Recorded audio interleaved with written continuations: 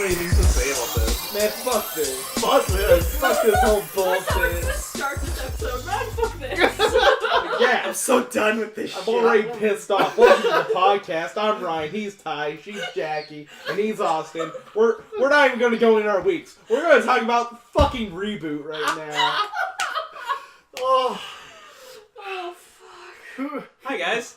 Oh my god. I just... That's the most energetic start to the podcast we've So ever mad. had. We need to preface this that we've been talking about this since I walked into the house like half an hour ago. We've been talking about this since this morning. Everyone that's seen that saw Ryan post about it. He's been thinking about I this. ruined everyone's day. You know what? You actually did, because I was sitting at work and I was like, ooh, a ReBoot trailer. I watch it with sound that off. was the wrong- With sound off. I should have That taken... was the wrong reaction. Ooh, ReBoot trailer. No, it's the worst reaction ever. And then, yeah, no, the rest of my day was just blah. I mean, I watched it going, alright, how bad can this be? And then I was watching and my expectations This have been bad. met. It can Right. be this bad. You set the bar as low as possible, and is someone mad just to bury under the bar? It's that photo of, it's that image macro of Dewey. It is like, See, I expect nothing, and I'm still disappointed. See, but it's like, alright, Oh. Netflix has a lot of success under its belt, so maybe they only But this gotta isn't put out... Netflix. This is Rainmaker Studios, former mainframe. Wait. Or a shell of what they are. Is this? It's still, like, Is this still Mainframe Mainframe? never closed down. No! They rebranded as Rainmaker Studios. That makes this even worse! Because they don't even have the excuse of, oh, we've never actually watched the source content, or source material. How? This is because no one from the original staff is there. Oh. Guess what? They were all gone by like 2005 or something. Wait. So you're telling me in their location, in the studios, no one is like, hey, maybe before we redo this shit, let's watch. Maybe before we reboot, Let's watch it. let's watch at least season 4. No. See where that whole cliffhanger ended up. No. And No, guys. So, I watched Jumanji and I watched Tron. We got this. oh my god. Just take humans and put them into a virtual world, That's and then exactly... add Tron Like, effects to when, it. when you look at its fucking Wikipedia page, it doesn't, I look at everyone who's a part of this, and it only, the people a part of this aren't a part of the original, guys who made fucking ReBoot. Like, Gavin Blair's not a part of it. Ian Pearson's not a part of it. Bill Mitchell's not a part of it. John Grace is not a part of this. Obviously, because if those people were a part of it, you'd think they would make that. There's a reason Gavin They would have torched the building. Ian- As soon as they found out, they would have just fucking torched the building. Nah, we're done. We're fucking done. There's a reason Gavin Blair hasn't said what, the ending is, because he wanted to make the ending of ReBoot, but they never got to make it.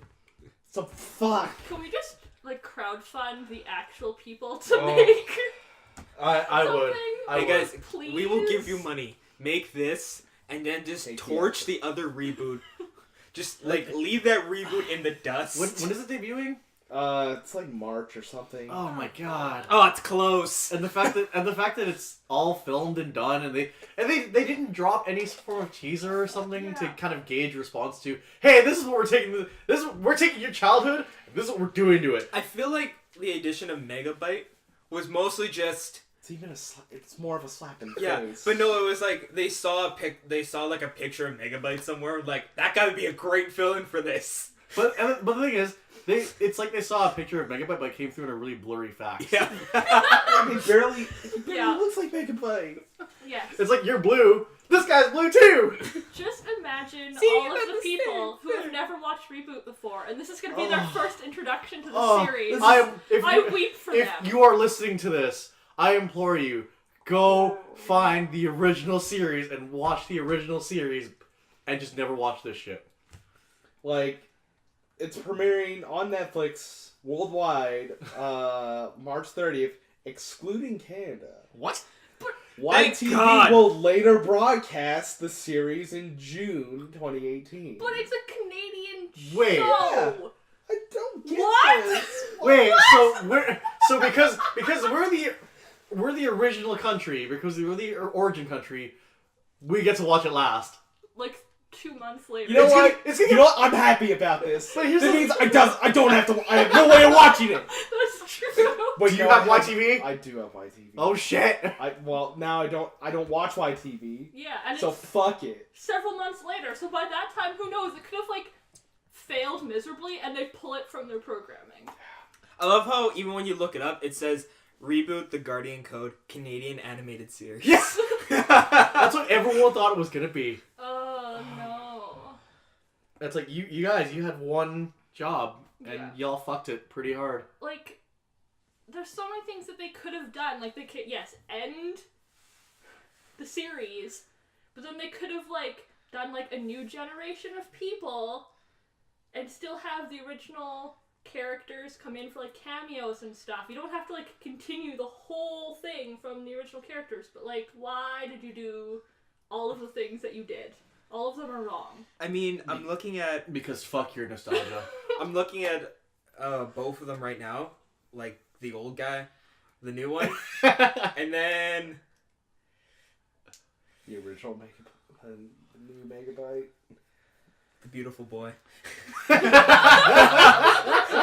That is the best description of Megabyte I've ever heard. Yeah. So, like I will give them, they kinda, like, if you squint and look at it from the side, and you only look at the horns, they look the same! God. Oh, Christ. Just don't look at anything else. I mean, we should have expected this from the producers of the entire Barbie film series. Wait, what? The Barbie films are Canadian? They're made by Rainmaker or Oh. Mainframe. Like, you look at I hate Canada Mainframe's now. like what they've produced. They weren't exactly on top of everything. Like Reboot, killer. Beast Wars, killer. Ooh. Shadow Raiders, that was pretty good. And it kind of goes down after that. I didn't realize that wow, they're the people that made the Barbie movies? They made a lot of direct to movie or direct to video or TV movie shows. So if you go by the theory, since like when you look at people say like, oh, these studios are all connected, so all these movies could be a thing, does that mean that the Barbie movies are canon with the Reboot universe? No. I mean, you could make it work in that the Barbie dolls are the users. Yeah. That would be great. I accept that now. Thank you. I would be more happy if a They also Barbie. made the Ratchet and Clank movie. Well, there you fucking go. It surfs up to Wave Mania. Oh, I- Like, Wow, this this project is is not the doomed. same mainframe. no. The mainframe we know died in like 2002. Yeah, it's the same company in name only. Like, it's like a band when they keep the same name, but all of their band Everyone's members have not- switched out. Like, it's Like not the same everyone's band gone. anymore. It's like Guns N' Roses after the Spaghetti album. Yes. It's when everyone got fired. Yep. Yes. Except for Axel. Like it's not the same band. So how was your week, Ryan? My week's been okay. I feel like we Right. just needed to get away from We the need to negative. get away from we all It's, We've been fuming about this all day. We needed to get that out there. There's just there's general notion around the room is no one wants this. Why are they making We- this? No one we're asked for it. Canadians who really like to reboot, and this is not what we want. What? How did we talk about it earlier when you said you stopped caring about it? How many years ago? Like, I stopped caring 10 years ago when they initially talked about, oh, Reboot's coming back, Reboot's coming back. Like, no, it's fucking not. The way I can relate this to me is the fact that it's a rotary engine. In that they keep saying it's going to come back, and then it didn't come back. And then one day it did come back, and it was just awful. In every possible fucking I mean, Rotary's way. already awful, so. Who the fuck? How do you spit infinitely? Fucking Doritos. No, but my For you people that don't understand what Ty's talking about, welcome back! I get it that you just clued out for that like 30-second bit. There's one person out there who understood it. Hi, think Liam. of a car engine, but instead you shoved Doritos Cool Ranch in the middle and it spins. Doritos Cool Ranch? No way. Yeah, Doritos Cool Ranch. Yeah, because it's a meme. Is it? Yeah. Yeah, it is. Oh. Big memes. Oh shit. Alright. But So no, Austin, my week's been pretty alright. I may not be eating well. I'll describe later. But no, I've been watching Shirobako. Hey! I was like, I never finished it. How far in are you? 10 episodes. Yeah? So, it's still good. Still fucking good. Golden. I got like 15 episodes in before I like abandoned it. Hey, because time. So keep watching that. Yeah. Watch Hanasaku Iroha. Yeah. I'm gonna keep going with that. I'm gonna keep Do going. not, for God's sake, watch Sakura Quest. Oh no! I dropped Soccer Quest after like. Jump the shark Yeah. several times. Yeah. Fuck that show. Man, that was So much potential. Gone. But besides that, I've also been. I started up Resident Evil 7. And, What is that? it's good. Yeah? It's good. It's man, it's a lot more like brutal than I expected. Having a dude literally chop your leg off with a shovel was, and then you like shove it back in, dump some like fucking medical like stuff on it. And, oh, you can walk on your leg again. Yeah, that's how that works. works. That's how that works. Absolutely. All right, then. Science. Listen, Resident Evil takes some liberties on bodily horror and medical science. Like, it's just where in your leg? The bones in your leg are so thick. Like, where? How? With a shovel? Just- This dude has like zombie strength, so blah. Sure. Fine. But yeah, I'm just gonna talk about my diet a little bit, as I already described. But over the last 4 weeks, because money's been tight, and I haven't really been able to go to the store to actually buy food. My diet has consisted of pasta, apples, and soup.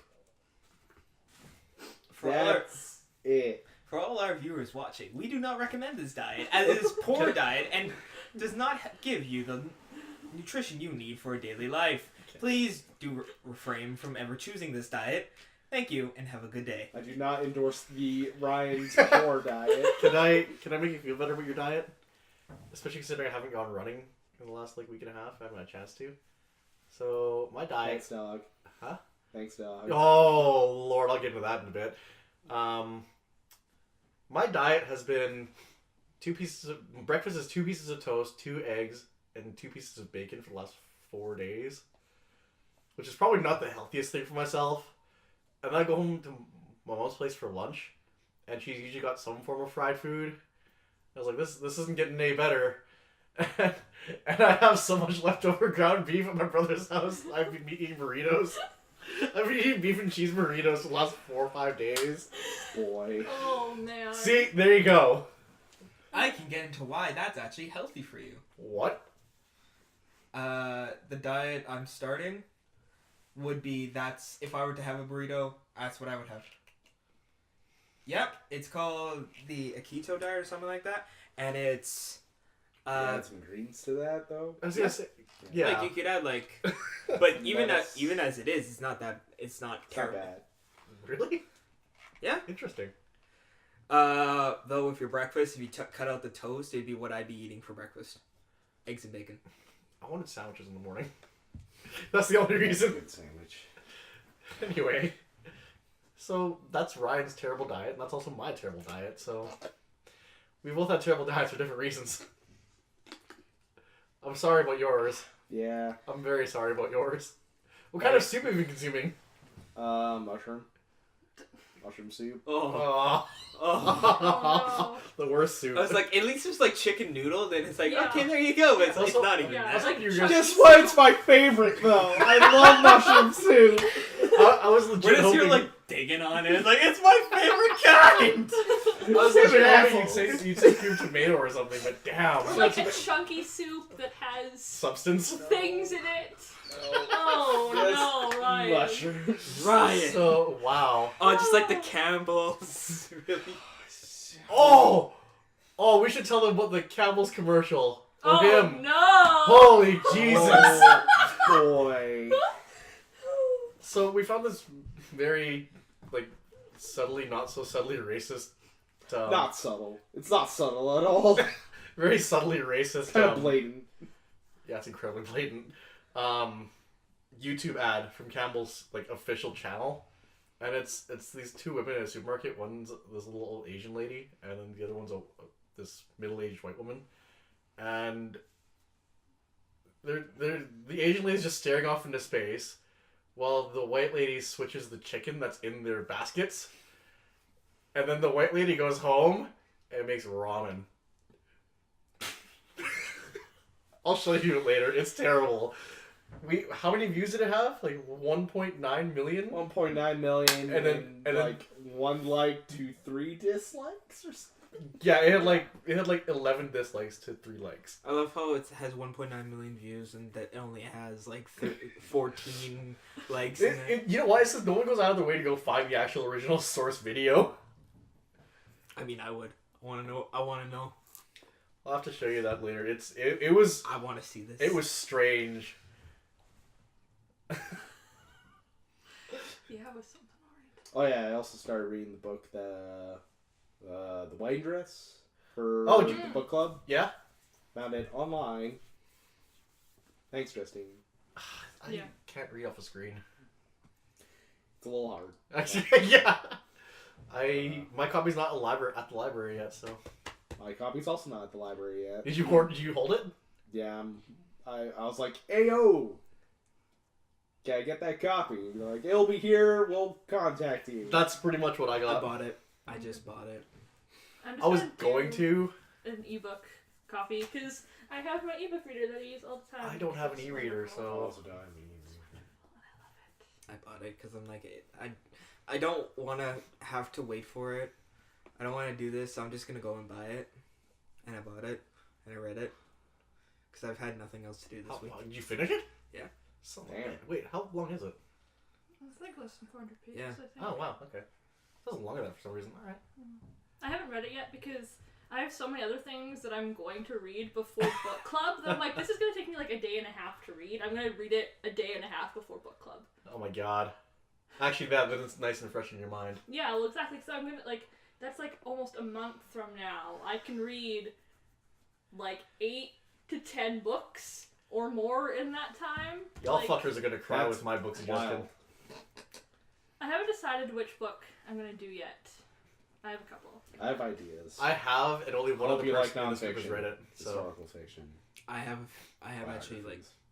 4 or 5 books that I want to recommend, but I'm like, do I want to recommend a book that's about 1,100 pages, or should I just recommend Jesus, That's fine. that would hurt me a little bit. Yeah, you see, Yeah, that would some hurt. for some people it's like, oh, that's easy, and then other people, okay. I enjoy reading. I'm just a very slow reader. I'm also kind of slow. I'm not. I'm sorry. Well, whatever. I've discussed that more. My range is like 300 to 500 pages. You're rocking through fresh off the boat, though. Yeah, but it's on hold now. 'cause I want to. Oh, it's officially on hold. Yeah. Right now. For now. You're gonna forget what happened when you came back to it. Not really. No. I think it's been. Oh, pretty fresh. that's right. They're in the rich house now. Yeah, they're in the rich house. Wait, Yeah, who's the moving medium around? beats Go that. read Fresh Off the Boat. It's a good book. It's a good book. I should Guy. put that in. Yeah. That'd be a weird one. So how's your week, Ty? Awful. Awful. I've been watching a dog since last Thursday, and he's been such a pain in the ass every single night. He's less than a year old, but he's some form of lab cross. I don't know, but he's just been the biggest pain in my ass for the last how many days, and I can sleep in my own bed tonight. I'm excited for that without him around. And then I have my midterm on Monday, which I'm pretty sure I close to failed. We'll see how this turns out. God, don't remind me about midterms. Oh, sorry. I have to check my marks soon because a couple of my midterms they said they were going to be up. We're in midterm week right now, so they don't even start marking it until after tomorrow. Ugh, And it's like, you bastards. that's rough. So now it's 2 or 3 weeks of, oh shit, did I pass? That's the worst part. Started driving my car again finally. Nice. So it's been sitting in the garage for however many days that I've been house sitting. So what happens when you give me a car to drive? I don't know. It's been a week. I'm ready for it to be over. Short work week. We're glad about that. Yeah. I don't know. Fuck dogs right now. That's it. Just fuck dogs right Don't now. actually fuck dogs. No, don't. That's a crime. Don't do that. Come on, people. Just don't. I know most people got what he meant, but people don't fuck dogs. Ah, God. Thank you. You just reminded me of a terrible story I once heard. That's a terrible thing to say. Yeah. You just reminded me of a terrible story. That will be off the record. Okay. I'll explain that story. I just have to remember what the name was now. Jackie, how's your week? Better than yours. Poor Rocky was never the same after that day. Jesus. Perkins! That's what it was. Thank you. That triggered my memory as to what the hell it was. Oh, poor Perkins. That's actually what... When I got told that story, that was the closing line. Poor Perkins. Oh God. Sorry, Carrie. I have no way to like follow up that story. Now the viewers are gonna go away thinking something dramatic happened to Perkins. No disclosure. You don't get to know what this story is. Make up your own. Leave it in the comments. Oh, That'll be the first fan fiction. Ryan, can we make this a super fun contest? The best story of what happened to Perkins gets a prize of some sort. yes. Well, you heard it here first, folks. Please. Send them in. Oh my God. thesuperfunnetwork@gmail.com. That's thesuperfunnetwork@gmail.com. Jackie, how's your week? Christ almighty. Good. I mean, I've mostly been writing. Yay. Oh, you're back on the train? Yes. Yay. Slowly, but I'm working on it. I'm at 97,000 words. Damn. Ish right now. I have plans to be nearly done by mid-March because I have a bunch of I have a high school friend who's coming back into town, so there's gonna be like a whole bunch of people I used to go to high school with and hang out with getting together, and I'm like, I should probably have something to tell them about my life. AKA I finished a book. So that is my goal. You tell me how many words you've written for this book, Mhm. and like I've finally started putting one of my fan fictions to paper. Mhm. And I've just cracked 300 and I felt proud of that. Now I don't anymore. Listen, I have been working on this book off and on for 2.5 years. Like, I've hit the phase where I don't know where I'm going with it, so yeah, yes, that's awful. a fun time. I've had an idea just pop into my mind recently. I'm trying to get it written down. Good. I've been talking to Justine about writing club. That's another thing I can talk about. So we're going to probably do a poll to see what days of the weekend work best for people, and then probably it's gonna be like every week, and then if you can come that week or not, whatever. So Do writing club right before book club. Jesus Yeah. Christ. But it sounds like it's gonna be like every We're every week. we are gonna be at the end of this summer such a cultured group of people. Yes. We sipping out of wine glasses while Well, Ryan will be sipping water out of a wine glass. Yes.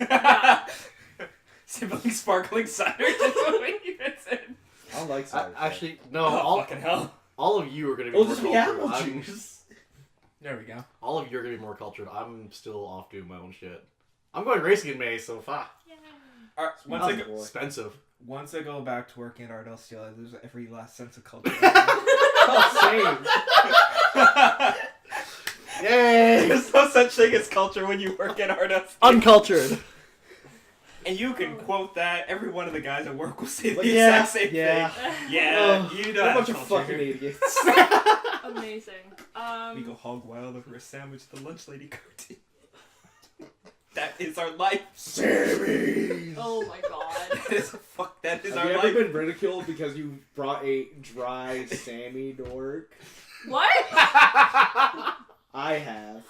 You're the most uncultured sweat at work. You bit into a Kit Kat. You bit the full bar. I got yelled at because of that. That was great. That was a whole thing for a week. That was still one of the best stories I've ever heard. Well, from you. I was so fucking out of it. I was just- We were all angry. And they all just like seething angry. I'm like, man, fuck off. We were I eat my actually fucking Kit Kat how I want, you fucking Oh, idiots. Seth and Jesus. Brad. Fucking baboons. Seth and Brad, when they heard that story, Brad got red in the face. He was angry. It's like, so, you Kit Kats that way, huh? Jesus Christ, people. Calm down. I want to do this to people at work now. I would just walk in with a Kit Kat and just bite into it. They will have me drop a load of rebar on you. That's not a fucking lie. Oh my- They wanted me to do it to Ryan. Oh my god. Wow. Yeah, You I was eat- public enemy number one. Bro. You were. For a week, you were the worst person on earth. It's fine. Some people just want to see the world burn. Lord. Okay, what else? I'm beta reading a book right now for this author in Calgary. That's actually what I was doing before you guys called me over here. So that's interesting. I'm thinking one of his books might be one of my picks for book club. We'll see. And a random thing, there was this fan fiction that I read like months ago that the author was like, this is probably going to get taken down at some point because I have a publisher interested in like turning it into an original novel kind of thing. And there's this one publishing company that I get their emails from, and this is like a couple days ago. I'm reading through the upcoming releases, and I'm reading the summary of this one, and I'm like, this sounds really familiar. Why do I know this? And I realized it was that fucking fan fiction that I read. And I was just like, oh my god! So I thought that was really cool. So, yeah, but I don't know. That's pretty much my life. I sit at home and watch Netflix and write. I'm so jealous of that life. I mean, it's pretty nice. But motivating yourself to write is also a pain in the ass. Yeah, I'm learning that the hard way. So, that's why I feel like our write club will be helpful. At least once a week, I'll have motivation to do something. But yeah, that's it. That's all I got. Oh boy. So. How long has it been since we've been on the podcast? 3 weeks now? I think it's about 3 weeks. I feel like it's been about 3 weeks. Shit has happened. What kind of shit? Well, for one, 2 or 3 weeks ago, I did my first open mic night for stand-up comedy. Whoa, what? Well, I messaged Ryan about it saying, Oh, yeah. like, hey, if you guys are interested in coming down, because it was going on at the Owl. I'm like, hey, if you guys wanted to come down, it was on a Tuesday, so I'm like, I know anime club's going on right now, and I don't know if they want to ditch their anime and come down here, but we were just getting drunk, doing karaoke, and doing comedy all night. Fuck, I'd have gone for the support. My bad. I saw it, I was like, How That was was it? that night I was just sleeping the entire time. Yeah. It was a lot of fun. There was a lot of people in the room that were there for karaoke because there was couple people that went up there and were really funny, but there's like half the room was there for both and just half the room was there for karaoke. So only you could really tell there were people in the rooms like, I am too cultured to laugh at your joke about how you're terrible with women. I am too cultured to laugh at this joke about how you think the weather's shit. I'm too cultured to laugh at this joke. I'm too cultured to laugh at this joke. Scoffed at that. And then they go get up there and sing a terrible version of Despacito, and I'm like, really? Oh, they thought that they were gonna pull up the English version of the song, and nope. No. It was a Spanish version. But more recently, with this week, I haven't had school all week, which was fucking great. So I got an early start and finished the second essay for my class. Fuck, look at you being studious. I just wanted to get it done because it was annoying and I was there and I'm like, I have a week right now where I'm not doing anything. I might as well just do it. So finished that. Had to write on had to write an entire what was it, 1,300 word essay on a poem that I really hated writing about because it was such a boring poem. If they let me do the poem I wanted to do, it would have been great, even though it was like a really bad poem to write about. The poem was called Rape. Oh, good. Yeah. The poem basically is about what I interpreted as, it's a poem about a prostitute who got raped by a cop and has to report the crime to the cop because he gets off on it. Ooh. Ooh. This makes me really uncomfortable. No thanks. See, it's terrible to talk about, but it would have made a great essay to write about because there's so many different ways you can interpret this poem. Wow. Yeah, it's that once you get into university, you don't read the fluff poems anymore. You get the real shit. Just like I knew a guy that wrote a poem about, it was a poem called Daddy, but it's not at all what you think about. It's about the Holocaust. Yep. Oh, okay. Daughter is a Jew, dad's a Nazi. So, yeah. Huh. Just leave it at that. You all know where that's going. I don't need to explain any further. On a lighter note, I've done a lot of fucking reading this week. Because ever since I saw the movie Dark Tower, I really wanted to get into reading the Dark Tower series again. So I did. I read them all this week. I was really upset because I'm like, I thought I was going to expand this out over a long period of time. But then I read, I think it was 2 of them a day. I understand that. I understand that. I hated it. I'm like, I wanted to stretch these out longer, but as soon as I finished the one, I'm like, I got time. Pick up the second one. How was the movie? Although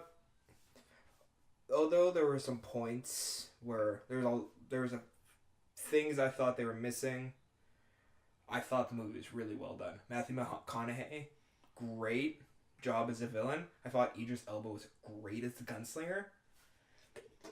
And when you watch the movie, you can really see all of Stephen King kind of leaking in. Because you got the kid's ability is basically The Shining. Oh, fuck. You got like scenes from, you got like the Pennywise playground circus type thing in it. And it was like, there was so much leaking in with Stephen King in that movie. It was so good. And then I finished the series this week. I also finished a couple of TV shows this week. I didn't have a lot of time to get into a lot of shows. I also finished Persona 5. Hey! And? Good? Good? Oh, I loved it. Yeah. And I'm going to play it back now. I got to play it like 3 or 4 more times. Because I want to do everything as possible. I just kind of did like a speed run through of it. Just so I could kind of understand what's going on. And now I'm going to do like a detailed, I'll take my time. Oh, you do the opposite as I do.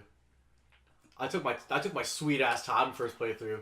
No, I wanted to just kind of get like I wanted to do a speed run through of it because with those kind of games I'm not 100% sure because I haven't played a Persona game before now, so I wasn't 100% sure about it. You chose a good one to come in on though. Yeah, you chose a really good one coming on. But I wasn't 100% sure about it, so I just did a speed run through and I'm like, all right, I really like this game, and I realized how much shit I missed because I went back and I started looking up shit.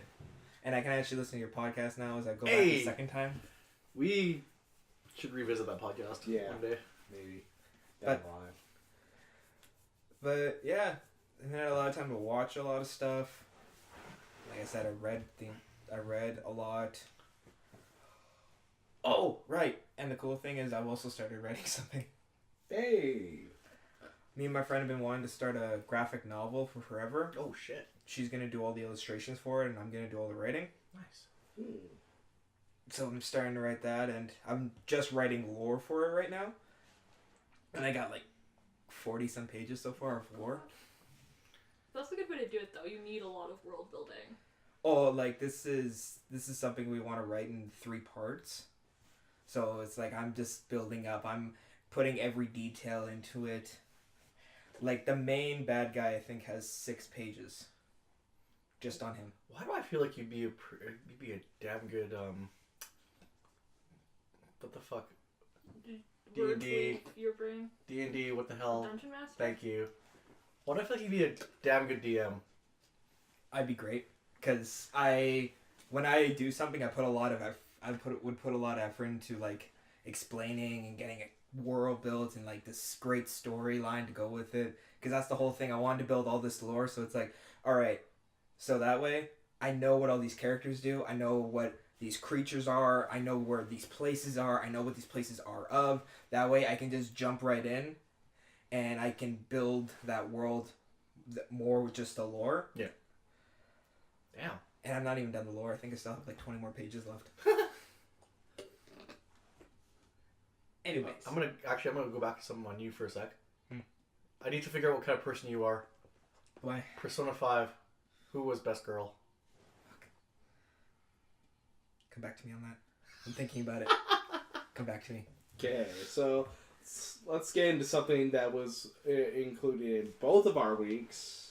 Ooh, yes. Black Panther. Show-offs.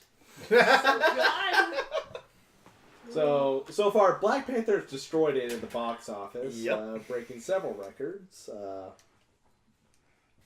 So far, it's not only the 5th largest 3-day box office in history, beating out every Marvel film except the Avengers, and coming behind only 2 Star Wars films and Jurassic World.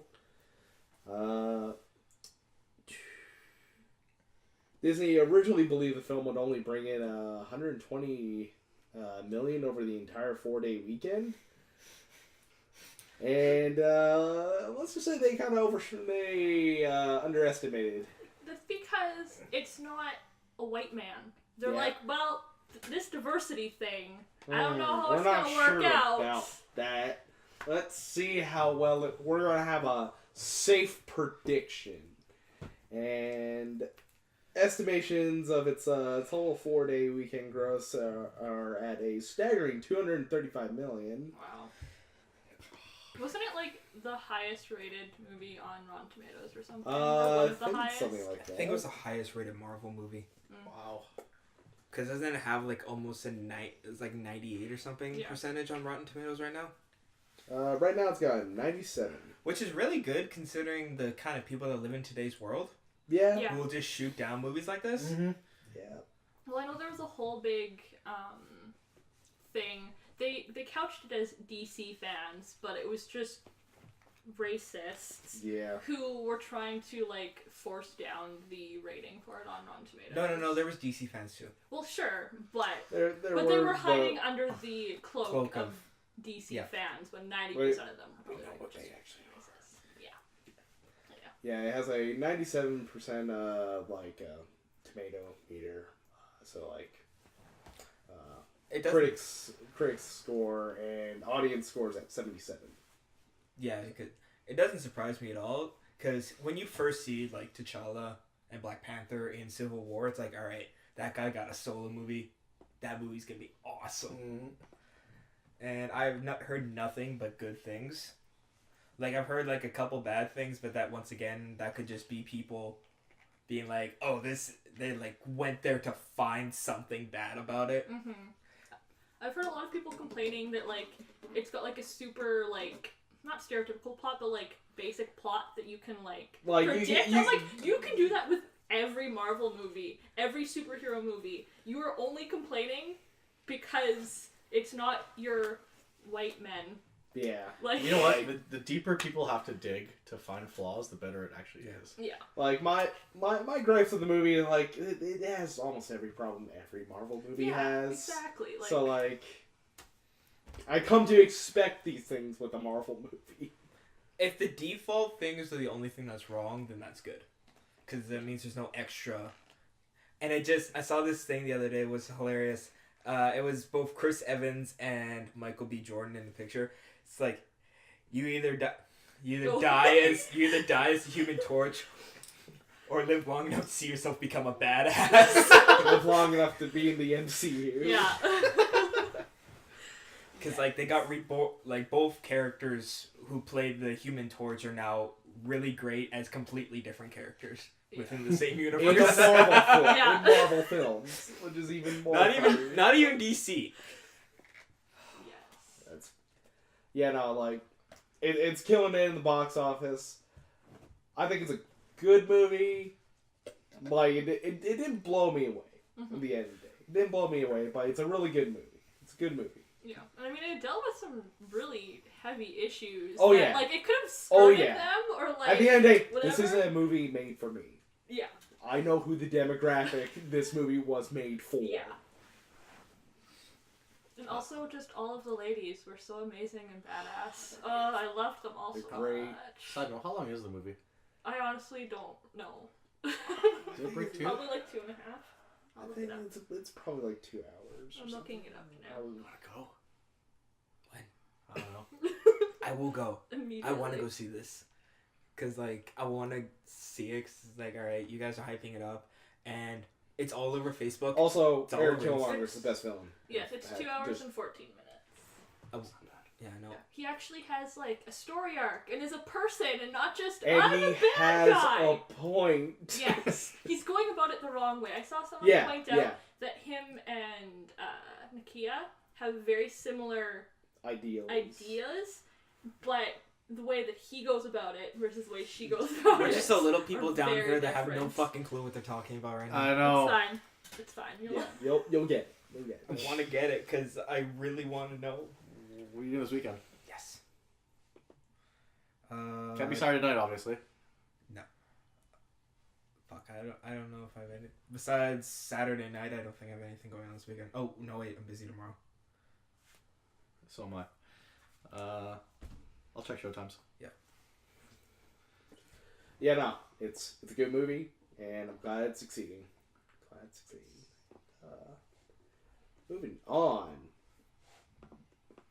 News that you and I are really hyped about. Fucking Bandai Namco announces Ivy and Zalsamel join the Soul Calibur 6 roster. It's basically just no shit they're joining. Well, Zasamel wasn't in 5. Yeah, but Ivy was. Ivy is definitely a character that is like, yeah, no shit. She's the mainstay in Soul Calibur. Why wouldn't she be? And she gets more complicated every fucking game. Yeah. And I love it. Uh, But the trailers are beautiful. they are gorgeous trailers. This game's gonna look real nice. Are we going to pause and show them? Do you guys want to see? I watched already. I'm sure. I'm just gonna pause for a second. Whoa. Where? I don't know. I assume it would be like the East End. It's either the Probably. East End End. doesn't have a fucking theater. Yeah, it's probably going to be Mark that down so that you know what. 410. Okay. But yeah, I was talking to Travis, Yeah. and like he had seen at Cineplex, he was talking about it. And it's like, oh yeah, they're planning on building one. It's not Cineplex that's planning on building one though. Yeah. It's a different company that plans on building one, and it's gonna be the full like Saskatoon like effect. Well, shit. And I'm like, yes. I will personally go. I don't give a shit if it's expensive. I will go and see movies in the VIP theater, just so I can get drunk during a movie, and not have to like sneak in a flask of alcohol or something. Can I make a comment? I feel like this group should go and watch something at the drive-in Yeah. at least once this summer. Jordan has never been to a drive-in before. I haven't. Oh. Neither have I. So Oh, you poor deprived children. They're so fun.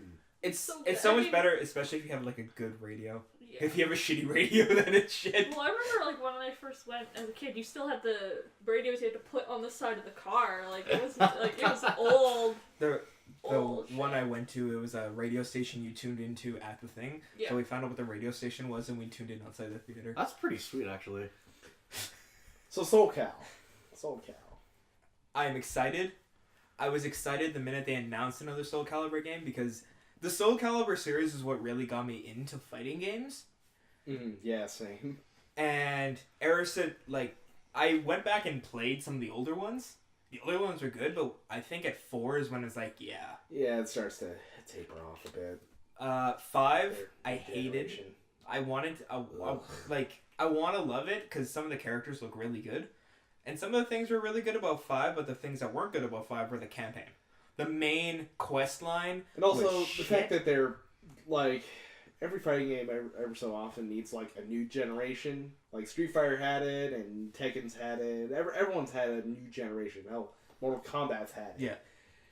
And Soul Cal had a bad new generation. Like almost Yeah. all the new characters suck. Like, it had a bad integration into a new gen. But I really hope 6 brings it back, because 6 looks really good. Yeah, it's back to basics. Yeah, I really hope that it's back to the basics that made it good. Like, mostly the main thing I hope is I want to be able to play the main quest line as more than one fucking character. This was the thing, this is my biggest gripe about 5, was that the entire main quest, you only got one character. And it was the worst fucking character in the game. I hated fucking Patroclus. Actually, that sounds fucking awful. Oh yeah. That sounds fucking awful. He was like, I think his player, like his combat design was the worst. He had one of the worst combat designs in the game. Like, let me play as fucking Nightmare and I can swing my big sword around. That's all I want. Yeah. What's next, Ryan? Next is.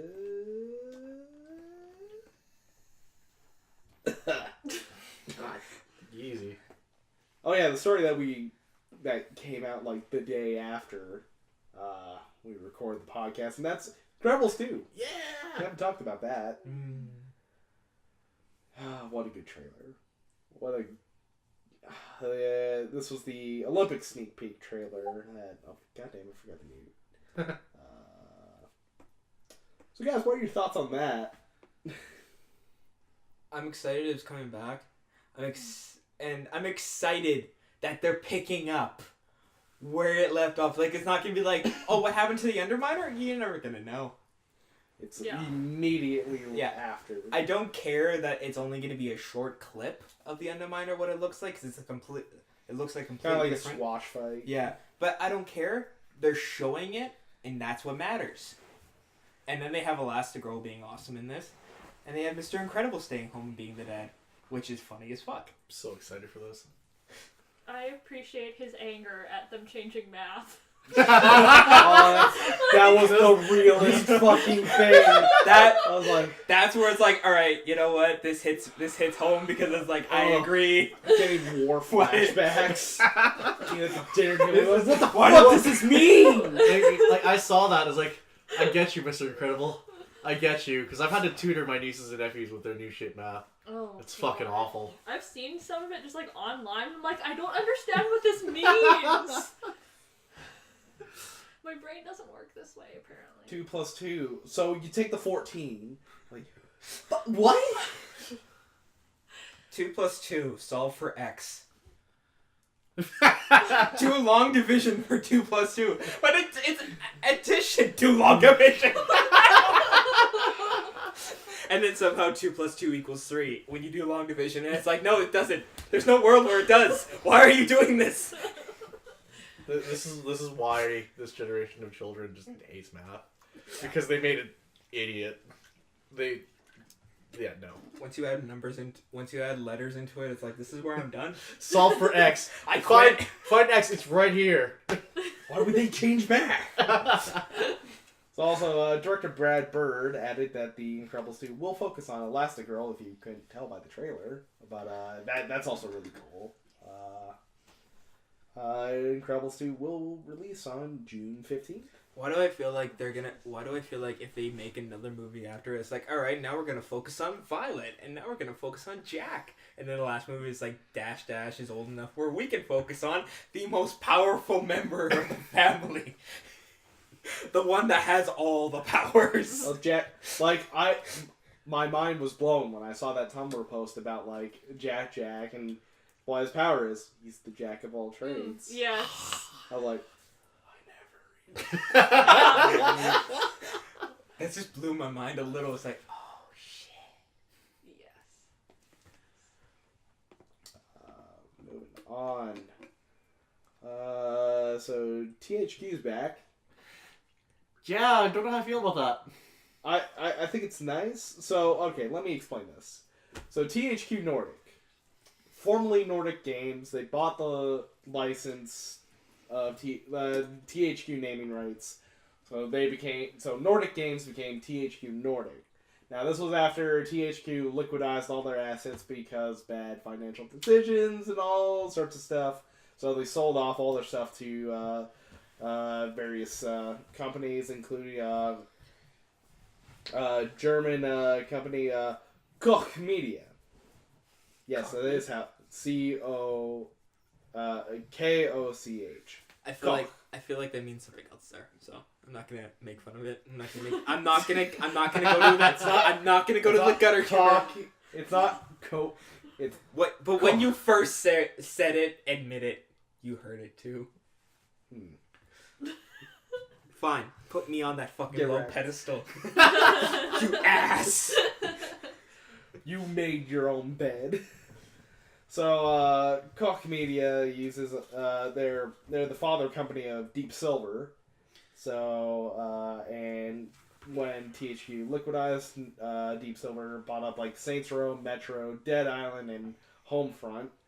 So THQ Nordic bought Koch Media, so they now basically took back their stuff. They rebought everything.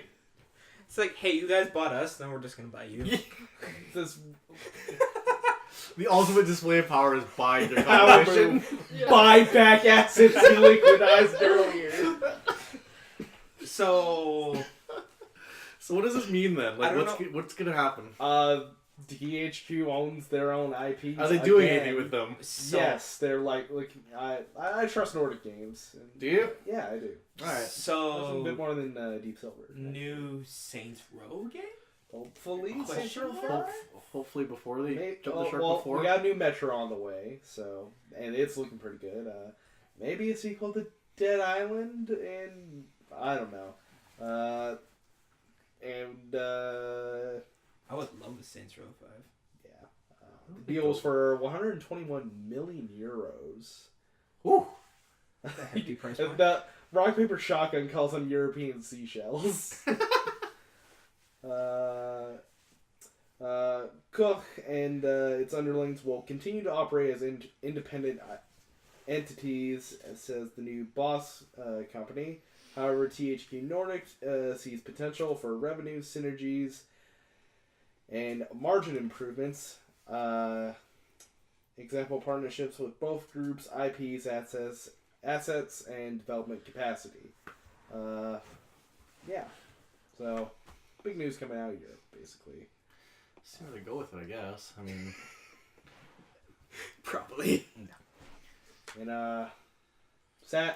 somewhat disappointing news. Night Drive Studios, the guys who basically they had a Kickstarter to do System Shock 3. They're putting the project on hiatus. Aww. Did they get their They funding? did get their funding after raising over $1.35 million in funding for the game on Kickstarter back in 2016. Night Drive Studios has paused production. Are they Now, allowed to do that? I don't know. well, 'Cause- pause doesn't mean canceled. I Yeah. guess so, but like part of the Kickstarter thing, is you have to continue to update Oh. your what is the word I'm looking for? The people who donated their money. Yeah. The backers. Thank you. You have to be continually updating your backers. Oh shit. Is So- there So there's So, probably you some quote sort of like from- timeline. on how long? So, Yeah. quote from CEO Stephen Kick. I have put the team on hiatus while we reassess our path so that we can return to our vision. In a message to backers, we are taking a break, but we are not ending the project. Here's how Kick explained the decision. Quote, maybe we were too successful. What? Maybe because we lost our focus, the vision began to change. We moved from remaster to a completely new game. We shifted engines from Unity to Unreal, a choice that we don't regret and one that has worked out for us. The Switch began envisioning doing more, but straying from the core concepts of the original title. So yeah, they're basically making a remaster to System Shock, not System Shock 3, my bad. Our concept grew as our team changed, so did the scope of what we were doing with the budget of the game. As the budget grew, we began a long series of conversations with potential publishing partners. The more that we worked on the game, the more that we wanted to do, and the further we got from the original concepts that made System Shock so great. Ultimately, the responsibility of the decisions rests with me as the CEO and founder of Night Drive Studios, a company that was built on restoration of the System Shock franchise. I let things get out of control. I can tell you that I did it all for the right reasons, that I was totally committed to making the game great, but it has become clear that we took the wrong path and we turned our backs on the very people who made this possible, our Kickstarter backers. Everything about that I liked. They're saying, hey, we're gonna stop, we're going on hiatus so we can come back together, refocus, and let's not pull out a game no one wants, let's pull out a game everyone wants. Like, let's not pull out a new game that we just kind of like, it just started happening, like, hey, it just started happening, so we're just gonna focus on making this new game. No, it's, hey, we're gonna make a dope-ass remaster, so we have to take a step back and refocus on making a dope-ass remaster. That's what we set out to do. We're not going to try and change that last minute. Because you never want someone changing something last minute and being like, this is I mean, you want something that you want to be proud of. Yeah.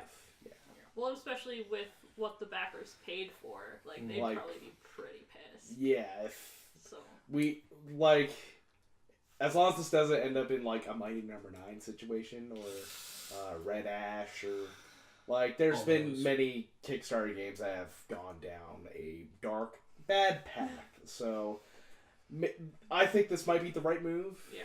Like, you can never be sure of anything, but, I mean, if the developers believe this is the best course of action to at least give us the best product, more power to them. Mm-hmm. I think they're doing the right call here. Yeah. Rather than keeping forward with something that's not going to work out, they're going to going back and being like, let's just go back to what we were originally doing and make something that will work, rather than something that's not going to work. So good on them. It sucks that we have to wait, but I'd rather wait for something that's good. Yeah.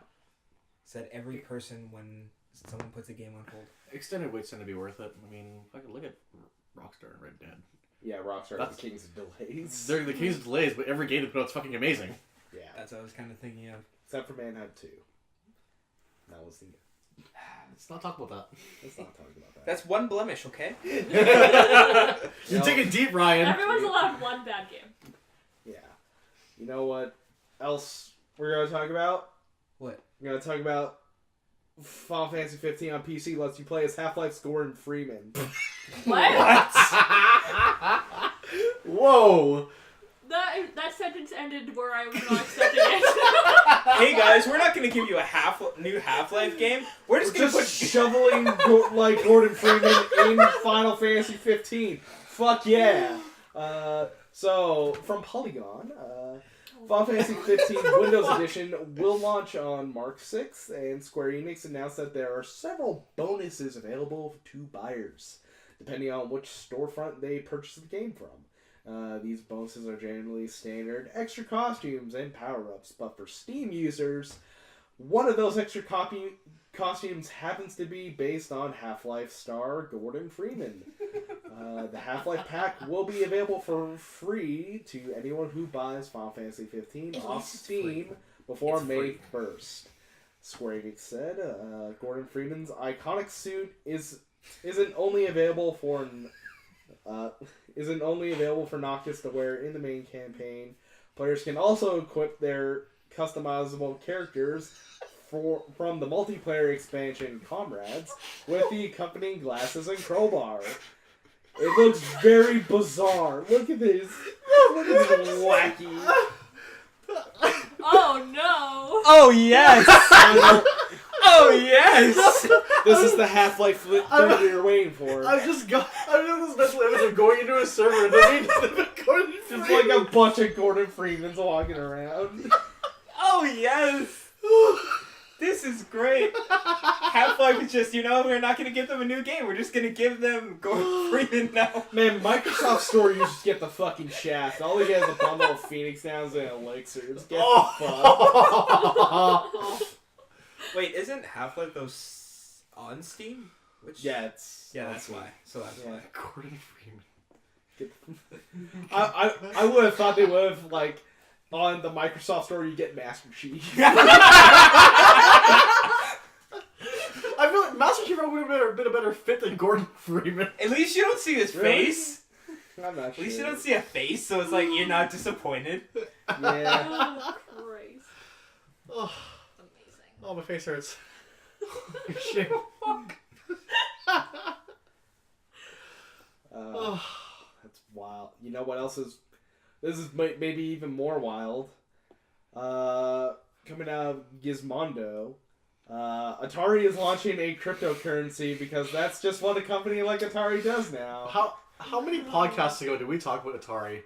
And their Atari. Long ago. Just stop! You're not doing anything right! what were they trying to back?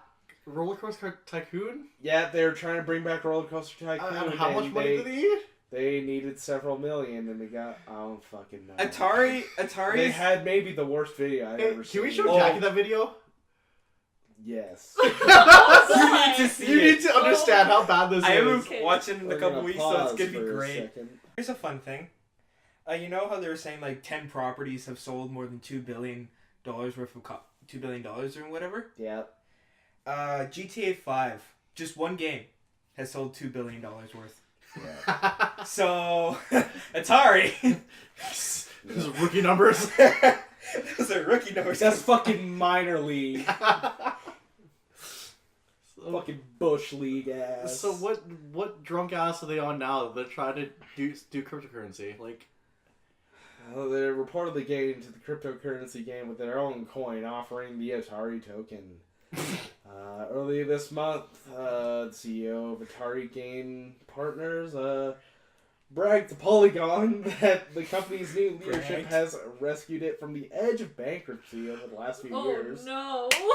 I wonder why. We had 30 million euro in losses, 35 million in debt.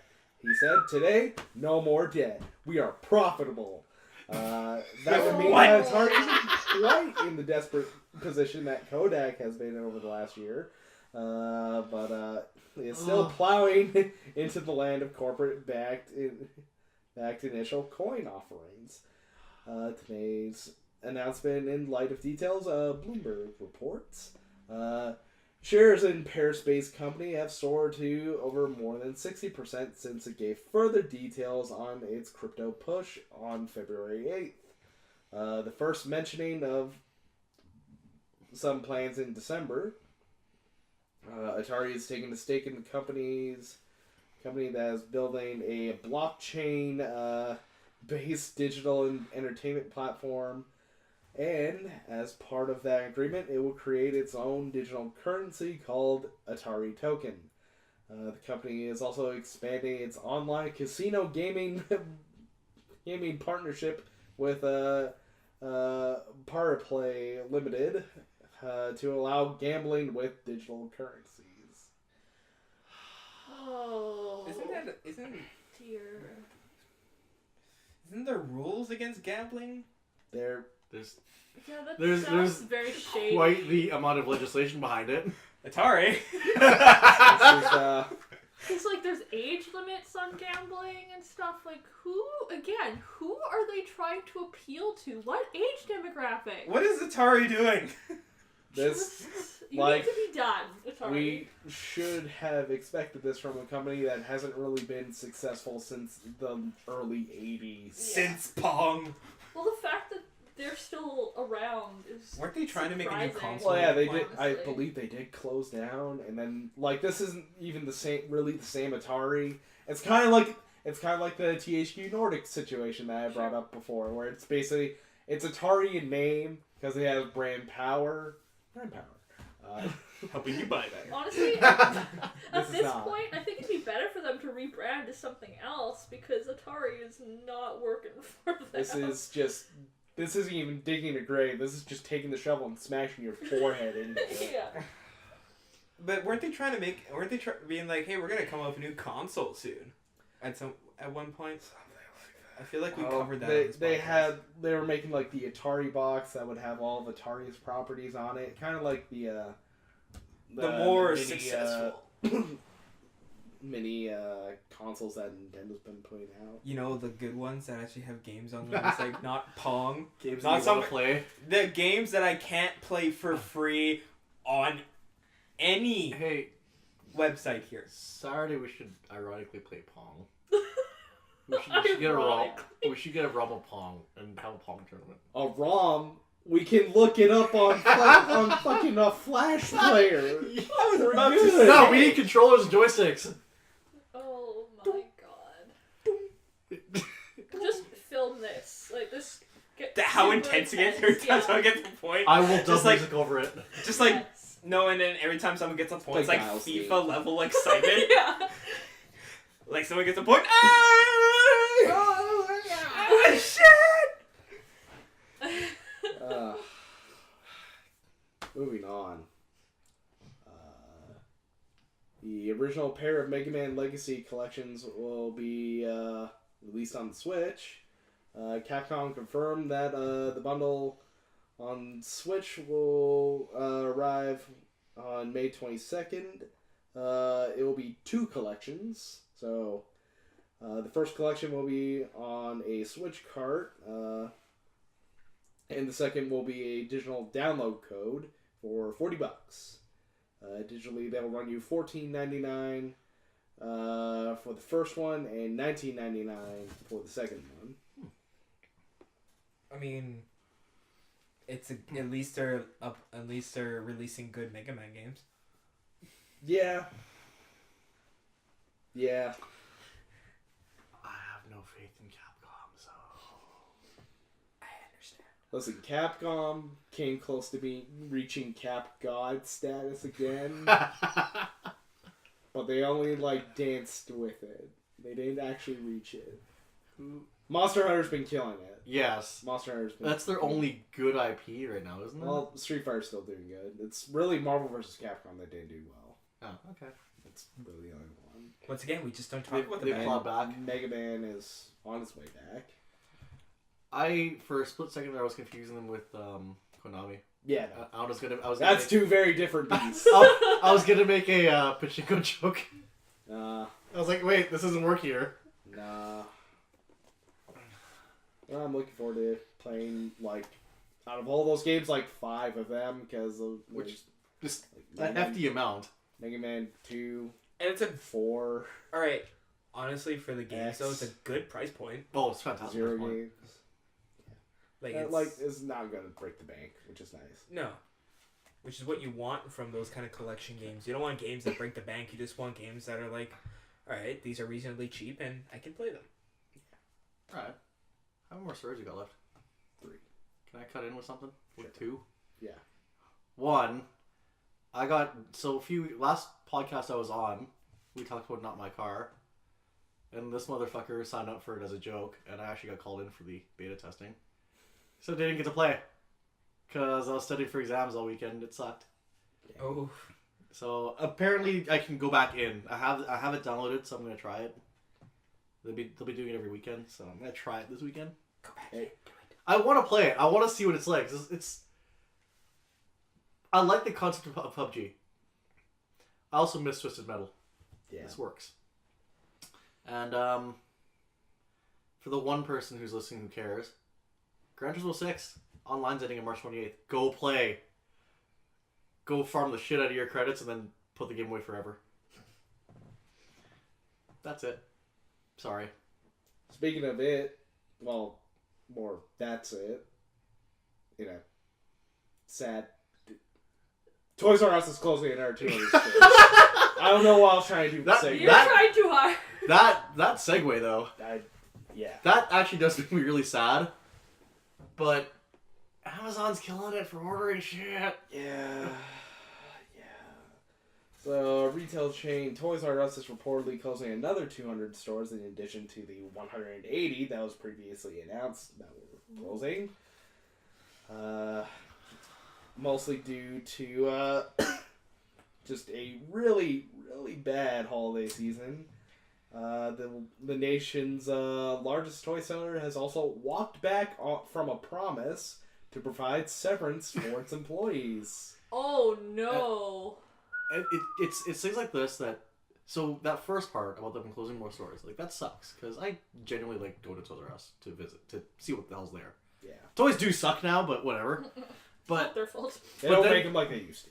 but then I hear things like that, and I just don't want to give them my money. Yeah. It's like, nah, fuck you guys. Treat your damn employees right. So, with roughly 380 stores closing, layoffs could exceed close to 9,000 people. Maybe more, closer to 10,000. Oh, that's nasty. But probably the worst part of this is that while negotiations surrounding the bankruptcy have been ongoing, a judge recently allowed Toys R Us to pay millions in bonuses to its top executives. Of course. Of course. This And is Who- getting some serious Barnes and Noble vibes. Oh, Yeah. I forgot about Barnes and Noble. Yeah, They basically did the same thing. They fired a lot of long like all of their longtime staff essentially, out of the blue. and gave the CEO like a butt ton of money. I'm like, yes. So, As a cost-cutting measure. so if we were to lose our Toys R Us, would any of you give a fuck? No, I don't haven't been remember there the in last years. time I was in a Toys R Us. I'm with you there. I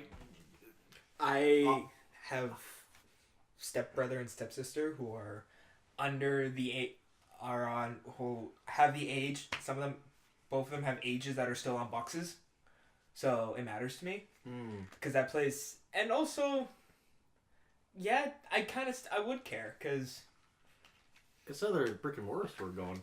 yeah, and also, yeah, sure you can buy a lot of toys online, but why not? I can go buy them from the store easier, and I can get it the same day. And also, it like you said, it's a store that we've had here forever, and all of a sudden it goes under. Like we've already Well, this is a similar way that stores like Sears and Sellers. Zellers, they Oh, go Zellers. under, and they haven't been able to adapt But, to the changes now. But also at the end of the day, you realize when you go into, we don't have a lot of places to buy toys anymore. Like Outside, in Regina, we have Walmart Yeah. and that Mastermind Toys place. But even then, And then that corner of Superstore that no one goes to. yeah, and Absolutely no one goes to. that's because there's so little selection. Toys R Us is, if a parent wants to go and buy, say, a kid's play set, that's the perfect place to go. there's so much good stuff to get at Toys R Us for your kids, but the reason that it's also going out of business is because parents don't buy their kids outside stuff anymore. They don't buy their kids cook sets or like those plastic kitchens or whatever that everyone had. You know what it is? We've hit that generation where they were growing up and they got all that shit, and then they realized how bored they got of it, how quickly they got bored of it, and they think, oh, well, my kids are gonna be the same way. They're gonna get bored of us after 2 days, so they stop buying it. Yeah, and it's a bad thing because it is so much cheaper to buy your kid a plastic kitchen set and all that shit and be like, love it, or who gives a fuck?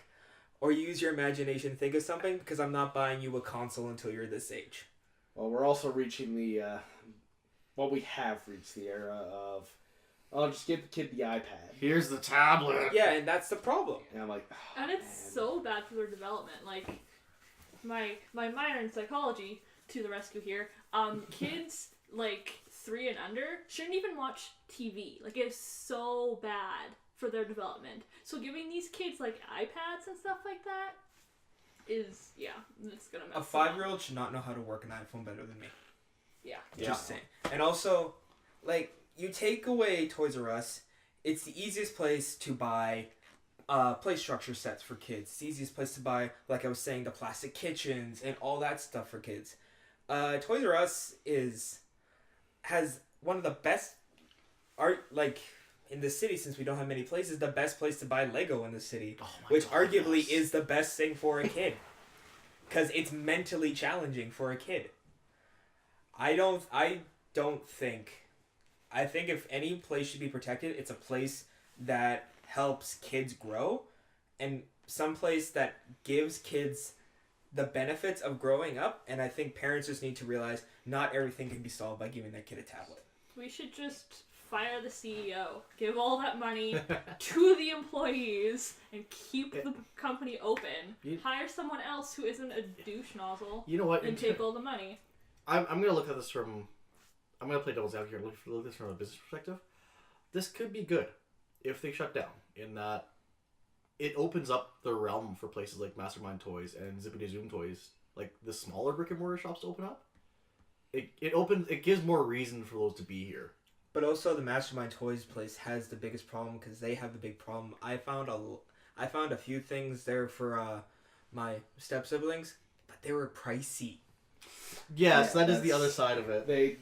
At the end of the day, those smaller ones do have to Amp their make prices up for the tons of overhead. Yeah. So They have yes, to if Toys up their R Us prices. shut down, that would be a big thing. Like, it'd be less competition, so they could lower their prices and make that money back. So it'd be But easier. again, it's also people going out of work, and most of all, we wish everyone who is getting laid off the best, and they hope they all land on their feet. Economics is a dirty game, and I hate it. It's evil.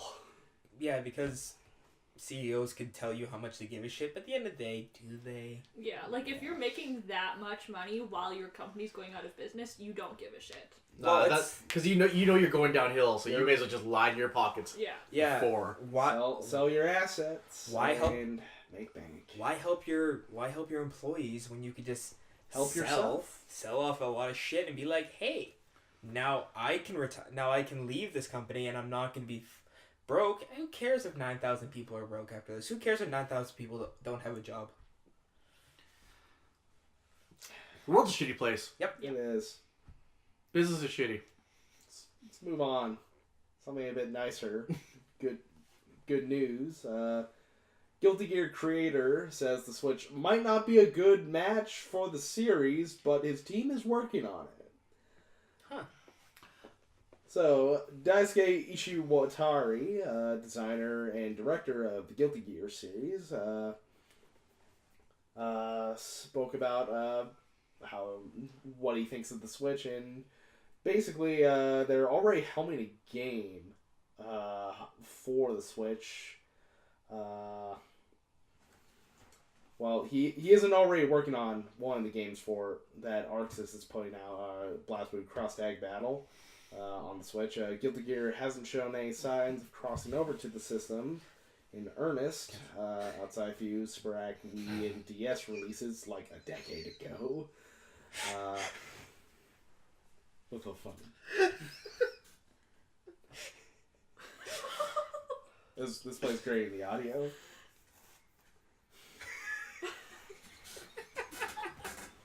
Yeah. Can you just plug that image in? Like, Yeah, just send that. I'm gonna send it to you. When asked if the series ever stood a chance on the Switch, Ishibatari responded, "That's a really good question. One of the goals of the Guilty Gear is achieving high-quality graphics. Specifically on the point, the Switch might not be a good match, but that is not our final conclusion. We're still working on that. And with Guilty Gear being probably one of the most graphically impressive 2.5D fighters on the market. Is it 2.5D? Yeah.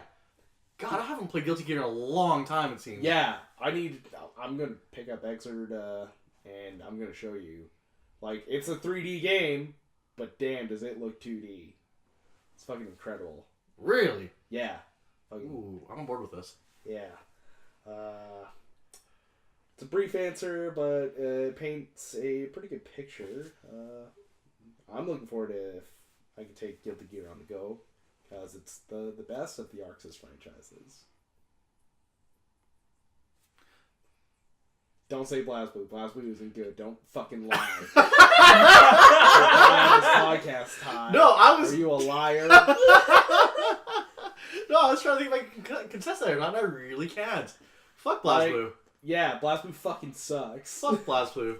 No. Oh shit, I think you're right. Yeah. Holy fuck. Damn right. You're always right. I run the show, so I'm always right. And finally, the greatest news I saw all day. Joss Whedon exits Batgirl movie. I have Woo! opinions. Oh, that's right. I have opinions. You had some loaded opinions here. I do. I'm like, when I first heard that Joss Whedon was going to be doing a Batgirl movie, like, I don't really care about DC. They're kind of there. Wonder Woman was like the greatest movie ever, but for the most part, I don't really care about DC. But I was just like, oh no, those poor fans. Those poor fans. And like, one of my friends that I was talking to about it, who hasn't really been up on all the Joss Whedon stuff, didn't really understand why I was so concerned. But basically, Joss Whedon in the 90s and the early 2000s was very progressive with like Buffy and Dollhouse and Firefly and all that stuff. He was super progressive. His feminism was like way above everyone else's. And then he stopped. And now the rest of the world has gone ahead of him, but he still thinks that his 90s era feminism is enough. What happened? What honestly happened to him? Well, everyone kept telling him what an amazing genius he is. It was like... And so he thinks he doesn't have to change. Because You know what he's it a is? big famous white boy. You know what it is? You know when in those flashback scenes in My Hero Academia where everyone's pumping Bakugo's tires? It is that, but with Joss Whedon. Oh, damn! And there was this whole big thing that came out, I don't remember how long ago, it wasn't too long ago, where it turns out that Joss Whedon had been cheating on his wife basically their entire marriage. Whoa. Yep. And the logic was, it started when he was first working on Buffy, and he wrote like a letter to his wife or something to like, not even apologize, just to explain himself.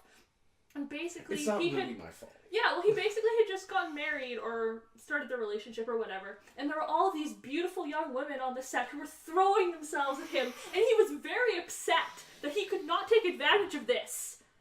He's like, all of these beautiful women, they want me, but I'm married. Fuck it, I'm gonna do it anyway. And that's what he's been doing his entire career. Like, however many years they've been together, it's been like 20-some years now. Yeah, something like that. Yeah, and he's been doing it the entire time, and he doesn't apologize for it. He basically just says, it's not my fault, they're hot. It's not my fault she fell on my dick. Yeah. Fuck. And apparently, I haven't read it, but there's a script going around, because Joss Whedon was originally supposed to write Wonder Woman. Oh, and it's bad. I haven't read it, but I've heard a lot of things, and It's not good at all. It is what you would expect. I'm still so mad about what Joss Whedon did to the Avengers that I don't accept Age of Ultron as canon. Like, No it one doesn't, Daniel like, killed it. it's so bad, and it makes me so angry. I don't own that movie because I'm so mad. So when I found out that he was no longer in charge of Batgirl or like doing anything with Batgirl, I was like, oh, thank God. Maybe we could have another good female superhero, please. I remember when I remember we were discussing like DC. Well, not DC. We were discussing Age of Ultron and stuff. Oh, And I brought up what I thought was the best part of the movie, which was the farm. I thought I believe the farm's the best part of the movie. But not like just fuck the whole like Black Widow and all that. That stuff's stupid. Fuck No, that. you mean like the actual physical farm itself. The farm is like a great like thing, and also like just the banter between like Steve, Tony, and like yeah, there was Yeah. some good those guys. There That was was hilarious. good lines. I really like the line where Tony finds, like at the beginning, he finds like the hidden door. And he's just Yeah. like, "Yay!" I'm like, that was a great line. That was a good part. But like, the characterization of like everyone is completely obliterated. Fucking Ugh, wild. it's so bad. It's so bad. So yes. Well, listen, Steve Rogers ripping a fucking stump in Yes. half is I amazing. appreciate that. Just, like, That bang. that's one of my favorite gifts. Is Yeah. that and then the reaction image of Groot underneath it. For me, I'm also really happy about it because when you heard Josh Whedon talk about the Batgirl movie, he's like, I have no story. He had no story. That was one of the reasons he left, is because he had no story for it. And I'm like, good. You're Good. gone. I remembered Good. You don't another. deserve to write Batgirl. I remembered another awful, horrifying thing about Joss Whedon. There's There's a lot of horrifying things about but it. it is related specifically to Batgirl because at some point she becomes Oracle because she's Yeah. paralyzed. Yeah. And Joss was saying something about needing to break Batgirl for like her story and stuff, but that's what he does. He takes his female characters and he breaks them to make them stronger. And it's like, you don't need to do that. Leave the poor girl alone. I'm down. Please. Like, Well, I have women are not your playthings. Well, I have an unpopular, in some places, an unpopular opinion. I like Oracle more than I like Batgirl. Like, her stint as Batgirl was good, but Oracle is a very intellectual and very interesting character. Yeah, I also agree that I don't think that she her needs as to be... Oracle is more I don't- interesting. I don't think she needs to be broken, but if you watch The Killing Joke, that's exactly what happens. yeah, Like, she is shot and raped. Well, not raped, sorry. She is sexually assaulted by the Joker. So, it's kind of a breaking point. I don't think he needs to show that. I don't think he needs to do anything with that. But I'm just saying, as a character, Oracle is, like, Batgirl is broken. Yeah. And that's when, well, it's not what helps her transition into Oracle, but, like, she is broken. I don't think he needs to do anything with that. I'm just saying, like, in the comics, she is broken. yes, and that's fine. But there's a difference between this is part of her story, and this is going to be what I focus on because I have a weird thing with torturing my. No, female he should not characters. focus on it. He should not Yeah. make her being, like, her mental breakdown. Like, I would rather him just be up front about it, just like, yeah, no, I get off to that. It's like, just, fuck, Like, God. alright. Yes, the guy's a scummy guy because he cheats on his wife because he sees hot women and be like, I need it. And he treats his female characters like shit. But it's so hard to want to defend him because he's a shitty person. But at the same time, never mind. I can't have You have to.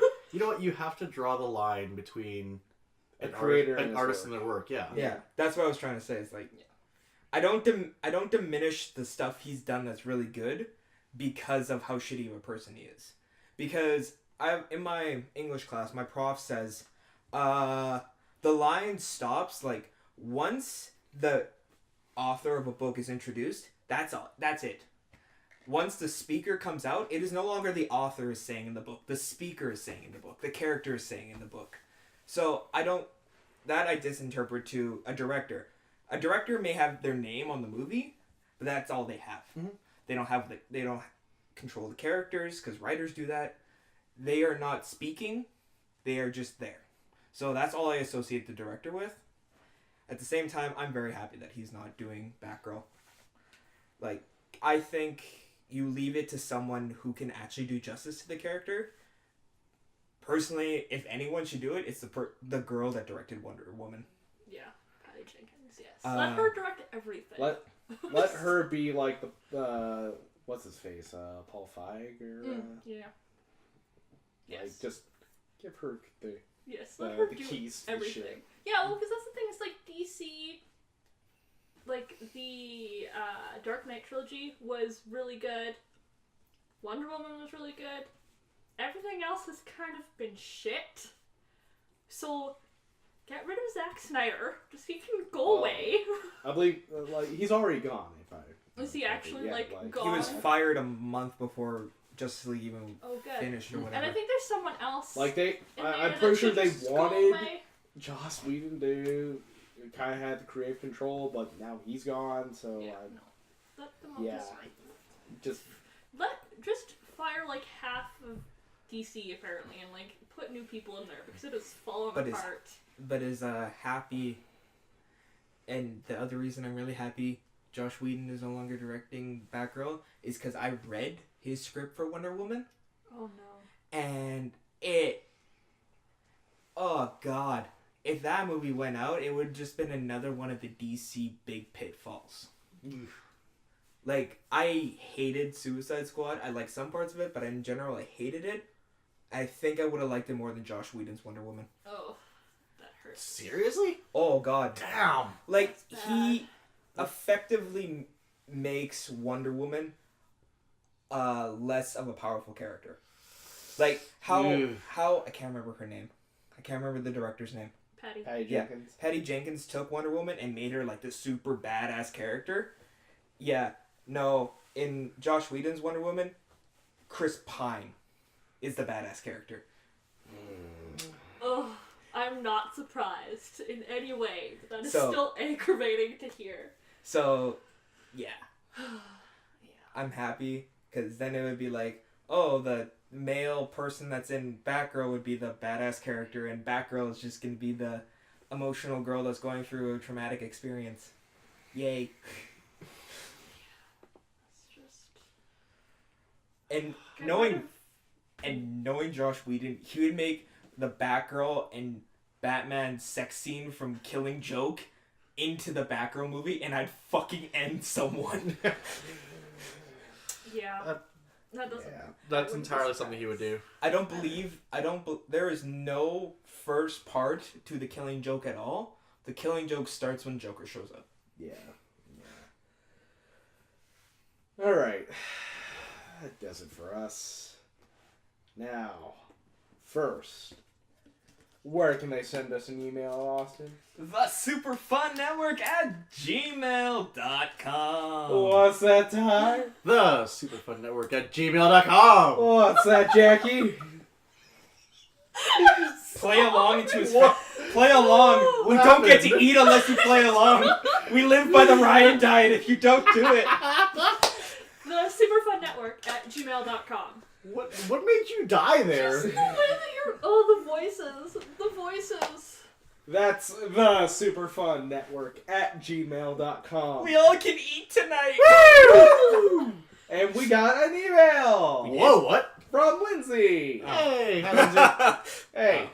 I thought it was like, it's someone that isn't someone we know. Yay! We got that one sinner since you've been riding that high. Hi, Lindsay, we miss you. Please come back. So, she sends us Marvel Comics reboot. Apparently, Marvel is rebooting their comics again. Yeah, so is DC apparently. Yeah. Everyone's just like panicking and. Oh boy. Boy, I wonder what universe is ripping into this one. Another year, another relaunch Marvel Comics. On Tuesday, it was announced that is revamping its output with a project called Fresh Start. Oh, Aren't you excited for amazing! I can't wait for the new Spider-Man to come out. Yeah, are they actually gonna give us good characters? Nope. What's happening? Rehash the Spider-Man, Iron Man. Its main launch will be, by my count, Marvel's 7th or 8th Fresh Start since 2012. Oh, Jesus. Coming just 6 years? months after the company rebooted its characters in September in Marvel's Legacy line, and cementing the company's reputation as a serial monogamist of the comic book industry. Shit. Over the past couple years, Marvel has made some genuine significant changes to most of its characters, replacing billionaire inventor Tony Stark with the Iron Man costume with a 15-year-old black girl, Riri Williams. I'm very excited for Thor that Iron Man movie. unworthy to wield the hammer Mjolnir, passed on to the mantle to love interest Jane Foster, and the most diverse storyline ever revealed. That Captain America was a secret sleeper agent for the Nazi. Fucking hated that. Hydra. I hated that so much. Everything about that was wrong. Yes. How they ended that was great. I hated that storyline so much. I wanted it to burn in hell. But Fresh Start is a back-to-basics approach, restoring the original versions of Marvel's Terminative, and as well as bringing back a dead one, the deceased Bruce Banner. Oh, wow. Who will reclaim his position as Hulk from Jolly Green incumbent Amadeus Cho. In a video, Marvel's editor-in-chief, C.B. Cebulski, proclaimed that he's never seen more excitement and more enthusiasm from where Marvel Comics is going this year, adding that there hasn't been such an overarching line of wide changes of talent since the Marvel Now revamp so long ago, 2012. You look like you're gonna murder someone. I'm very concerned about what characters they're going to be doing and what they're going to be doing with those characters and what kind of writers they're going to have. That's another one who likes comic books. It's just give us something that isn't rehashes of new characters. Like if we get another Spider-Man, I'm going to shoot someone because we don't need more Spider-Man. Okay, no, but what if? No. What if? In no universe do What I if? need another Spider-Man. What if? No. 60 Spider-Man comic. No. Maybe. I'm on board with that. I said Yeah. no. I said no too fast. I'm on board with that. But I don't need more. We don't need more Spider-Man. No. We need characters that That's haven't. like 8 Spider-Man. Yes, That's I know. just Spider-Man. Like, we're not even counting, like, the rest of the Spider family. Yeah. The Spider-Verse is massive. Although Spider-Gwen is great. Spider-Man is great. I would Silk is I would great. love more Spider-Gwen. But that's it. All the other Spider shit can go to hell. Peter Parker, fuck off. Like, that's what I don't like Spider-Man for that reason alone. Is because I've read all the comics and I hate it because I've read so much about Peter Parker and I just don't like him anymore. Then again, Fair. Most of this article is going into, like, how a lot of readers were not happy that most of the cast was being replaced by Marvel trying to be more diverse and stuff, and it's like that. Oh my no, god, it's again not, with it's this not. shit? Yeah. Oh, I'm gonna It seems- punch Of someone. course, but are you surprised that it drew back to this? No, but what's frustrating on this...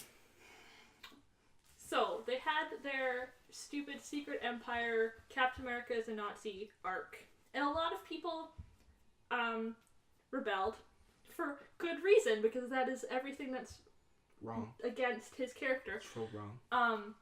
But so people boycotted Marvel by not buying any comics. Marvel, the great and powerful and The great and wise, wise. were like, oh, it must be because diversity. That's what. Oh. And there was enough of a vocal minority that were complaining about the diversity that they're like, well, this is clearly what's wrong. And when fans were vocally upset about the Captain America nonsense. They're like, these are fake fans who don't understand comic books. These are people who are coming from the movies and don't know what we're trying to do, and they don't understand surprises. Like, this is basically verbatim what they said. This is why we can't have nice things. Yeah, and I'm just like, please, just Captain America is supposed to be against Nazis. That is literally why he was created. He was created by two Jewish men before America was even in World War II to punch Nazis in the face. I mean, everyone is supposed to be against Nazis, so... Well, yes. But Yes. Captain America specifically Except for was... Yes. there are a couple parties that are like, "Ayo, we made fascism a la Italy and incredibly imperial Japan." But, yeah. That's still like they took a huge swing with making Captain America a Hydra agent, Oh, yeah. and it didn't work out. And so they're like, you know what? We did something really bad, but instead of fixing it, let's just do something that we think every fan will be like, yeah, they'll hop on that train. And then fans didn't hop on that train, and then Yeah. I don't understand. What can we do? Make Captain America great again. Yeah. Yes! Yeah, pretty much, isn't it? Thank you. But yeah, so the solution is buy the diverse comics. Don't buy whatever bullshit they're trying to do here unless it's actually, good and diverse. But don't get me wrong, though. There was nothing wrong with the diversified. I loved Iron Man swearing off the mantle, and she came in and did really good. Like, don't get me wrong. Some of the diversified comics are really good. But at the same time, it's not what made people upset. Yeah, well, and that's the thing, but because everyone boycotted all the comics, Marvel just They decided... interpreted it as, oh, hey, it wasn't this that we We'll fucked use up. the diversity as a scapegoat. Yeah, so well, that we exactly. So can buy vote the them. diverse So we comics. can keep our great... No, you know what this is? Buy This is the diverse this comics. is Principal Skinner. This is Principal Skinner. Yep. It's like, am I just that out of touch with children? No, it's the children that are wrong. Yeah, pretty much. Yes. So read the diverse comics. Screw Captain America as a Nazi. The end. So it seems so Lindsay writes here. It seems to be an attempt to mirror the movie TV verse, but given that canceling the number of diverse books, do you think that this will solve any problems Marvel Comics has? I think we've answered that. No. Oh, random side note.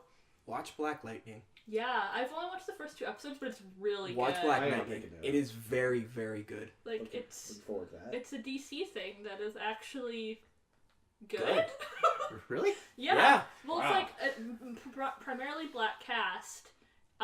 There is a canon lesbian who is in a relationship. I don't know if she's also a lesbian or bi or whatever, but it's an interracial relationship. It's got a lot of political overtones, of course, because it's a black superhero in modern America. Yeah. It's kind of, I'm not saying 100%, but it's kind of DC's televised answer to Black Panther. Yeah.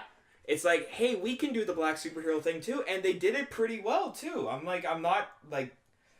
I honestly think Black Panther probably will be better. I haven't seen Black Panther yet, but Black Lightning it's kicking off, and I really like it. And it's on Netflix. Yeah. Okay, you want to watch that? Couple other things she asks. Do you think they are pandering to older readers? Yep. Yes. Yes, absolutely. One day they'll die off, hopefully, Yeah. and then we can get good comics again. Still waiting for it. Or do you think that they're kicking the can on a bigger problem, Also, sinking yes. readership, falling sales, departing staff, that could really hurt them in the future? Also, yes. Yeah. Well, and another thing is, a lot of people are doing digital sales now, like buying the digital copies because they're cheaper and you don't have room to store 50 bajillion comic books. But Marvel doesn't look at those sales numbers. It only looks at physical stores. And so if people are buying all of their diverse comics online, they're not seeing those numbers. This is showing how in the past Marvel actually is. Yeah. I mean, this is like almost every Japanese game company. Yeah. Like, they don't understand that, like, online is good. Online sales are great. I'm just picturing from the first Avengers movie, like Marvel one day just like, oh, I get that. I get that reference.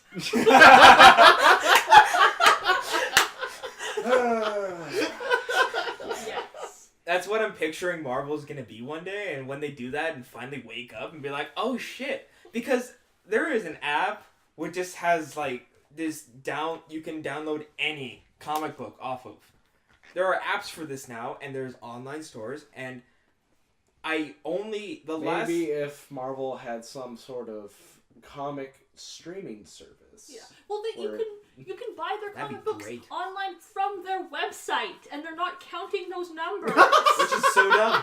Why? I You feel- have direct access to these numbers, and you're not using them. I think the last comic, like the comics I got, were the Dark Metal series from the new DC Dark Metal series, because That's on Marvel! I know, but still, like that's what I'm saying. Like the last time I bought comic books was that. I don't go out of my way to buy Marvel comic books because I feel like a lot of them are repetitive, because it's like, oh, a new Spider-Man came out, great. Now I have to spend $70 just getting new fucking Spider-Man. It's not even one Spider-Man. You need to get this Spider-Man because You they get- there was a crossover event with that one and that one and that one. And Again, if you don't get this Spider-Man, then you're not gonna make next week's comic's not gonna make sense, and so you need to get this Spider-Man because then that week's comic's not gonna make sense, and then down the line this arc's not gonna make sense because you didn't read this comic book, and it's like you curl up to a corner and bawl your eyes out because you're like, I'm losing all my money. fucking comic book. That's why I read manga. Yeah. Yo. Fuck Yeah. off. Some of us haven't got into it yet, okay?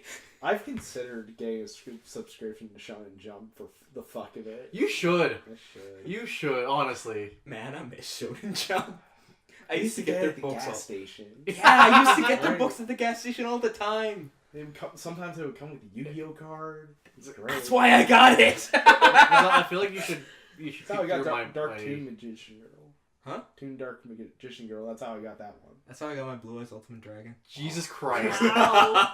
I feel like you should peek through my bookshelf for my manga and see what's in there, if there's anything you'd like to read. What was the last one I read? Fuck, I can't even remember what it was called. Shonen King? Shaman? Shaman King? King. Shonen King, yes. Oh, damn. Oh. That was the last manga I actually sat down and read. Thank you. I'm 12 years old again. Jesus. Wow. Watching Shaman King.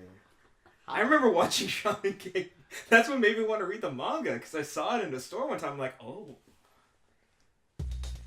Alright. And whatever the fuck was in Shonen Jump. Everything. Wasn't showing me up. That does it for us. Thanks for your questions, Lindsay. See you in our one next week. Yeah. Do it!